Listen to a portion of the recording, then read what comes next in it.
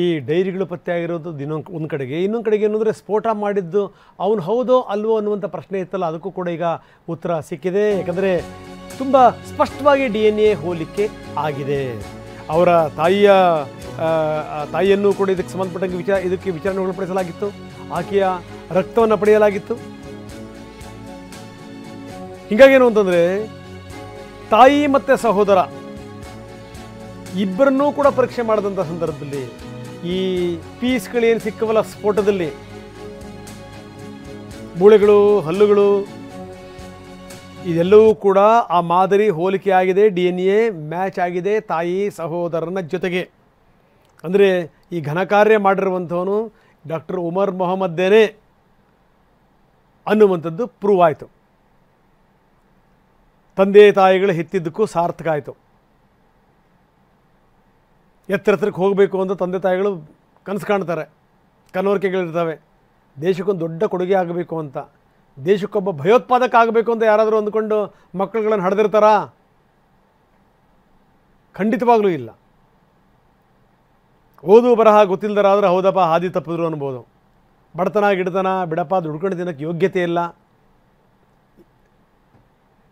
ಕೆಲಸ ಕೈ ಹಿಡಿಲಿಲ್ಲ, ಹಿಂಗಾಗಿ ಹಿಂಗೆ ಗೊತ್ತಾ, ಇವರು ಈ ಬುದ್ಧಿ ಇಲ್ದೇ ಜ್ಞಾನ ಇಲ್ದೇ ದೇಶದ್ರೋಹದ ಚಟುವಟಿಕೆಗಳಲ್ಲಿ ಪಾಲ್ಗೊಂಡ್ರು ಅಂತಂದ್ರೆ ಹೌದು ಅನ್ಬೋದು. ಎಲ್ಲ ಇದ್ದನು ಓದಿ ಬರೆದು ಡಾಕ್ಟರಾಗಿ ಉಪನ್ಯಾಸಕರಾಗಿ ಸೇವೆ ಸಲ್ಲಿಸಿ ಬೇರೆ ಬೇರೆ ಹಾಸ್ಪಿಟ್ಲ್ಗಳಲ್ಲಿ ಇಂಥ ಒಂದು ಘನಂದಾರಿ ಸೇವೆ. ಏನು ಹೇಳೋದು, ಇದಕ್ಕೂ ಮೊದಲು ಸ್ಫೋಟಕ್ಕೂ ಮೊದಲು ಎಲ್ಲೆಲ್ಲಿ ಹೋಗಿದ್ದ? ಮಸೀದಿಗೆ ಹೋಗಿ ಪ್ರಾರ್ಥನೆ ಮಾಡಿದ್ದ. ಯಾವ ದೇವರು ಕೂಡ ಇವನ ಪ್ರಾರ್ಥನೆಯನ್ನು ಒಪ್ಕೊಳ್ಳಿಕ್ಕೆ ಸಾಧ್ಯವಿಲ್ಲ. ಯಾವ ಧರ್ಮವೂ ಕೂಡ ಜಗತ್ತಿನಲ್ಲಿ ಇನ್ನೊಬ್ಬನನ್ನು ಕೊಂದು ನೀನು ಬದುಕು ಅಂತ ಹೇಳಲ್ಲ. ಇನ್ನೊಬ್ಬನನ್ನು ಕೊಂದು ನೀನು ಬದುಕು ಅಂತ ಹೇಳಿದ್ರೆ ಧರ್ಮವೇ ಅಲ್ಲ. ಹೀಗಾಗಿ ವಿಧ್ವಂಸಕ ಕೃತ್ಯ ಮಾಡುವಂಥವನು ಅವನು ಯಾವುದೇ ಜಾತಿ, ಅವನು ಯಾವುದೇ ಧರ್ಮ, ಅವನು ಯಾವನಾಗಿದ್ದರೂ ಕೂಡ ಅವನು ದೇವರಿಂದ ಬಹಳ ದೂರ ಇರುವಂಥವನು. ಏನಾದರೂ ನಾನು ದೇವರಿಗೆ ಹತ್ತಿರ ಇರ್ತೀನಿ ಈ ನಿಟ್ಟಿನಲ್ಲಿ ಅಂತಂದ್ರೆ ಅವನೊಂದು ಭ್ರಮೆ, ಅವನೊಂದು ಹುಚ್ಚತನ ಅಷ್ಟೇನೆ. ಒಂದು ತಿಕ್ಕಲತನಗಳಿವೆ ಕೆಲವೊಂದು. ಇಲ್ಲಿಂದ ಏನಾದರೂ ಸತ್ತರೆ ಅಲ್ಲಿ ಕಾಯ್ತಾ ಇರ್ತಾರೆ ಅಕ್ಷತ ಕನ್ಯರು, ಬಾರಪ್ಪ ನೀನು ದರಿದ್ರ ಮುಸುಡಿಗೆ ಹಾರ ಹಾಕ್ತೀನಿ, ನೀನು ಅಪ್ಕೊಂಡು ಮುತ್ಕೊಡ್ತೀನಿ. ಇವೆಲ್ಲವೂ ಕೂಡ ಭ್ರಮೆಗಳಿವೆಲ್ಲವೂ ಕೂಡ. ಇವನು ಮಸೀದಿಗೆ ಹೋಗಿದ್ದಂತೆ 2:30ಕ್ಕೆ ಸ್ಫೋಟದ ದಿನ.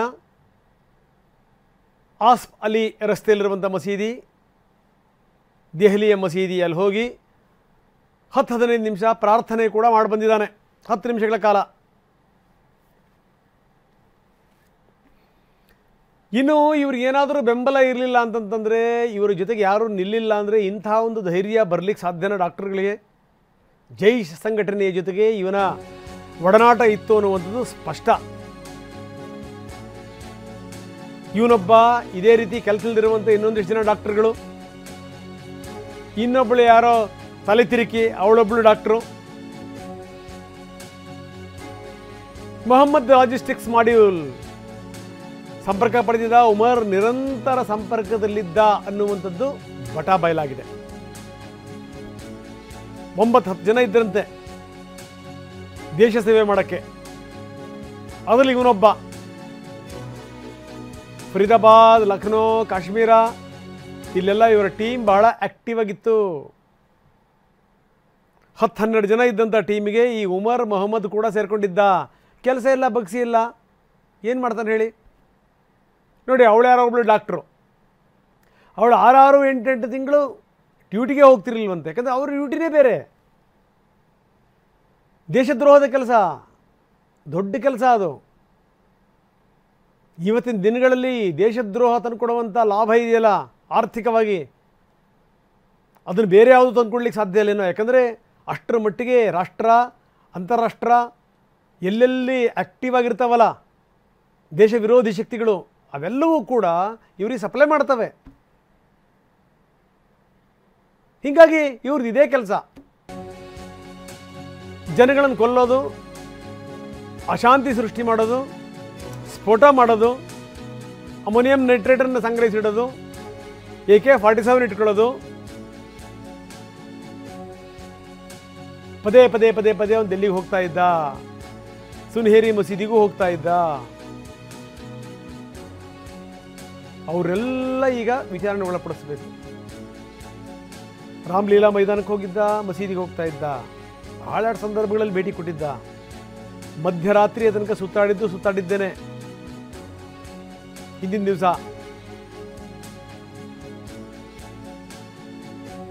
ಎಲ್ಲೆಲ್ಲಿ ಏನೇನು ಜನನಿಬಿಡ ಪ್ರದೇಶಗಳು ಯಾವ್ಯಾವು, ಎಲ್ಲೆಲ್ಲಿ ಸ್ಫೋಟ ಮಾಡಬಹುದು, ಏನು ಎತ್ತ, ಇದು ಮಸೀದಿಗೆ ಹೋಗ್ತಾ ಇದ್ದಂಥ ದೃಶ್ಯಗಳನ್ನು ನಾವು ತೋರಿಸ್ತಾ ಇದ್ದೀವಿ.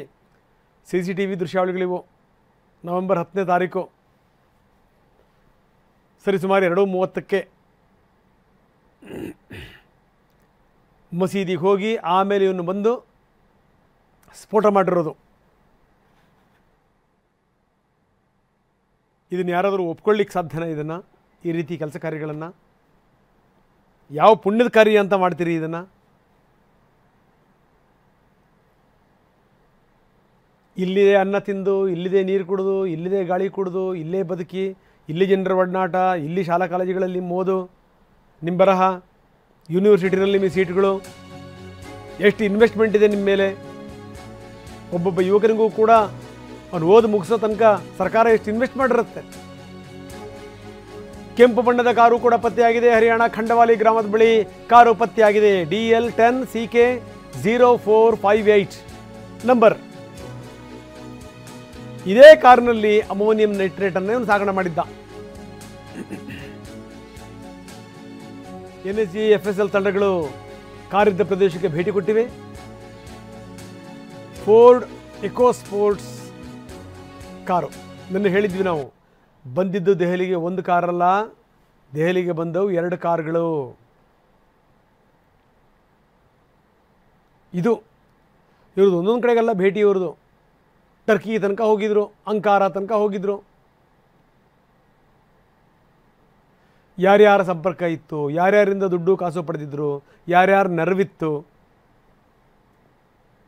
ಏನಾದರೂ ಈ ರೀತಿ ಮಾಡುವಂಥ ವ್ಯಕ್ತಿ ಇಡೀ ನಮ್ಮ ಕುಟುಂಬಕ್ಕೊಂದು ಎಂಥ ಕೆಟ್ಟ ಹೆಸರು ತಂದು ಬಿಡ್ತೀನಿ, ನನ್ನ ಸಮುದಾಯಕ್ಕೊಂದು ಎಂಥ ಕೆಟ್ಟ ಹೆಸರು ತಂದು ಬಿಡ್ತೀನಿ, ಇದರಿಂದ ಆಗುವಂಥ ನಷ್ಟ ಏನು, ಇದ್ರ ಬಗ್ಗೆ ಯೋಚನೆ ಮಾಡ್ತಾನ ಯಾವನಾರು ಮಾಡುವಂಥವನು?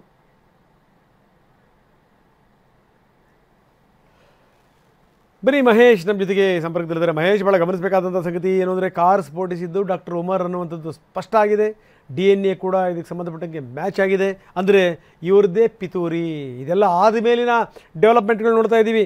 ಅವನು ದಿಲ್ಲಿಗೆ ಪದೇ ಪದೇ ಬರ್ತಾ ಇದ್ದಿದ್ದು, ಜೊತೆಗೇನು ಅಂದರೆ ಅವನು ಮಸೀದಿಗೆ ಹೋಗಿದ್ದು, ಪ್ರಾರ್ಥನೆ ಮಾಡಿದ್ದು, ಅದಾದಮೇಲೆ ಅವನು ಸ್ಫೋಟ ಮಾಡಿದ್ದು, ಅವನಿಗೆ ಸೇರಿದಂಥ ಒಂದು ಕೆಂಪು ಕಾರನ್ನು ವಶಕ್ಕೆ ತೆಗೆದುಕೊಂಡಿರುವಂಥದ್ದು, ಅದರಲ್ಲೇ ಇವನು ಸ್ಫೋಟಕಗಳನ್ನು ತುಂಬಿಕೊಂಡು ಹೋಗಿದ್ದ ಅನ್ನುವಂಥದ್ದು ಒಂದೊಂದೆರಡು ಕಥೆಗಳೆಲ್ಲ ಇಲ್ಲಿಂದ, ಈ ದೇಶದಿಂದ ಹಿಡಿದು ದೇಶದ ಬೇರೆ ಬೇರೆ ಭಾಗಗಳಿಂದ ಹಿಡಿದು ಟರ್ಕಿ ತನಕ, ಅಂಕಾರ ತನಕ ಇವರ ನಂಟು ಏನಿದು?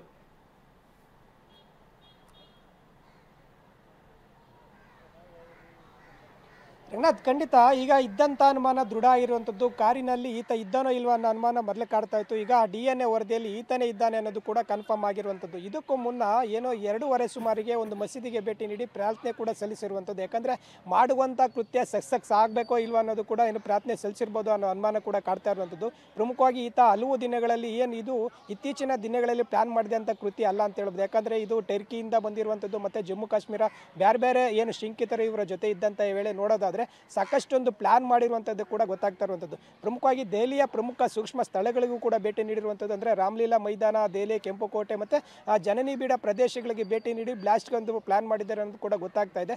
ಇಲ್ಲಿಂದ ಏನು ಫರಿಯಾದಾಬಾದ್ನ ಏನು ಅಲ್ ಫಲಾ ಯೂನಿವರ್ಸಿಟಿಯಲ್ಲೂ ಕೂಡ ಈತ ಕೆಲಸ ಮಾಡ್ತಾ ಇದ್ದ. ಇದ್ರ ಜೊತೆಗೆ ಡಾಕ್ಟರ್ ಮುಜಾಮಿಲ್ಲಾ ಇರ್ಬೋದು, ಶಾಹೀನ್ ಇರ್ಬೋದು ಮತ್ತು ಬೇರೆ ಬೇರೆ ಡಾಕ್ಟರ್ಸ್ ವೈದ್ಯರ ತಂಡನೇ ಈತನ ಹಿಂದೆ ಇರೋದು ಕೂಡ ಗೊತ್ತಾಗ್ತಾ ಇದೆ. ಸದ್ಯ ಈಗ DNA ವರದಿಯಲ್ಲಿ ಈತನೇ ಅನ್ನೋದು ಕೂಡ ಕನ್ಫರ್ಮ್ ಆಗಿದೆ. ಇನ್ನು ಈತ ಸಂಬಂಧಿಕರು ಹೇಳೋ ಪ್ರಕಾರ ಈಗಾಗಲೇ NIA ಅಧಿಕಾರಿಗಳು ತೀವ್ರ ತನಿಖೆಯಲ್ಲಿ ಏನು ಗೊತ್ತಾಗಿರೋ ಪ್ರಕಾರ ಏನು ಅಂತ ಹೇಳಿದ್ರೆ, ಈತ ಮೊದಲು ಇನ್ನೋಸೆಂಟ್ ಆಗಿದ್ದ, ಬರೀ ಬುಕ್ಸ್ ಓದ್ತಾ ಇದ್ದ ಅನ್ನೋದು ಕೂಡ ಗೊತ್ತಾಗ್ತಾ ಇದೆ. ಅಂದರೆ ಏಕಾಏಕಿ ಈಗ ಭಯೋತ್ಪಾದಕ ಬದಲಾಗೋದಕ್ಕೂ ಕೂಡ ಹಲವಾರು ಕಾರಣ. ಅಂದರೆ ಈತ ಏನು ಅಲ್ಲಿ ಮನೆಯಲ್ಲಿ ಇದ್ಕೊಂಡು ಬುಕ್ ಓದ್ತಾ ಇದ್ದ, ಹೊರಗಡೆ ಬಂದು ಈ ಕೃತ್ಯಕ್ಕೆ ಕೈ ಹಾಕಿರೋದು ಕೂಡ ನಿಜಕ್ಕೂ ಒಂದು ಆತಂಕ ಅನ್ನೋದು ಸ್ಥಳೀಯರ ಮಾತಾ ಇರುವಂಥದ್ದು. ಆದರೆ ಮನೆಯಲ್ಲಿ ಒಂದು ಡ್ರಾಮಾ, ಹೊರಗಡೆ ಒಂದು ಡ್ರಾಮಾ, ಒಂದು ಏನು ದೇಶದಲ್ಲಿ ಏನೊಂದು ದುಷ್ಕೃತ್ಯ ನಡೆಸೋದಕ್ಕೂ ಕೂಡ ಈತ ಪ್ಲಾನ್ ಮಾಡಿದೆ ಅನ್ನೋದು ಕೂಡ ಗೊತ್ತಾಗ್ತಾ ಇರುವಂಥದ್ದು. ದೆಹಲಿಯ ಕೆಂಪುಕೋಟೆ ಸುತ್ತಮುತ್ತ ಇರುವಂಥ ಮಸೀದಿಗಳೇನಿದ್ದಾವೆ ಈಗಾಗಲೇ ಎಲ್ಲವೂ ಕೂಡ ಪರಿಶೀಲನೆ ಮಾಡ್ತಾ ಇರುವಂಥದ್ದು. NIA ಅಧಿಕಾರಿಗಳು ಪೊಲೀಸರು ಇಲ್ಲಿಗೆ ಏನಾದರೂ ಭೇಟಿ ನೀಡಿದ್ದಾರೆ ಅಂದರೆ ಆತ ಅದಕ್ಕೂ ಮೊದಲು ಸಾಕಷ್ಟು ಒಂದು ಮಸೀದಿಗಳಿಗೆ ಭೇಟಿ ನೀಡಿದ ಅನ್ನೋದು ಕೂಡ ಗೊತ್ತಾಗ್ತಾ ಇರುವಂಥದ್ದು. ಅಲ್ಲಿರುವಂಥವ್ರನ್ನ ಯಾರನ್ನಾದ್ರೂ ಸಂಪರ್ಕ ಮಾಡಿದಾರ, ಅವ್ರನ್ನ ಏನಾದರೂ ಒಂದು ಬೇರೆ ಬೇರೆ ಏನು ಕೃತ್ಯಗಳಲ್ಲಿ ಭಾಗಿಯಾಗೋದಕ್ಕೂ ಕೂಡ ಏನಾದರೂ ಇದೆಯಾ, ಲಿಂಕ್ ಇದೆಯಾ ಅನ್ನೋದು ಕೂಡ ಪರಿಶೀಲನೆ ಮಾಡ್ತಾ ಇರುವಂಥದ್ದು. ಸುನೇರಿ ಏನು ಆ ಮಸೀದಿ ಇದೆ ಮತ್ತು ಜಾಮಾ ಮಸೀದಿ ಏನಿದೆ ಅಲ್ಲಿಗೂ ಕೂಡ ಭೇಟಿ ನೀಡಿ ಪರಿಶೀಲನೆ ಮಾಡ್ತಾ ಇದ್ದಾರೆ. ಒಟ್ಟಾರೆ ಈಗ ಏನು ಮತ್ತೊಂದು ಕಾರ್ ಏನು 2 ಕಾರುಗಳಲ್ಲಿ ಬಂದಿತ್ತು, ಮತ್ತೊಂದು ಕಾರು ಕೂಡ ಈಗ ಏನು ಸಿಕ್ಕಿರುವಂಥದ್ದು, ಅದಕ್ಕೂ ಕೂಡ ಅಧಿಕಾರಿಗಳು ಭೇಟಿ ನೀಡಿ ಪರಿಶೀಲನೆ ನಡೆಸ್ತಾ ಇದ್ದಾರೆ. ಈಗ ತನಿಖೆ ಮತ್ತಷ್ಟು ತೀವ್ರಗತಿಯಲ್ಲಿ ಸಾಗ್ತಾ ಇರುವಂಥದ್ದು ರಂಗನಾಥ್. ಓಕೆ, ಧನ್ಯವಾದ ತಮ್ಮೆಲ್ಲ ಮಾಹಿತಿಗೆ.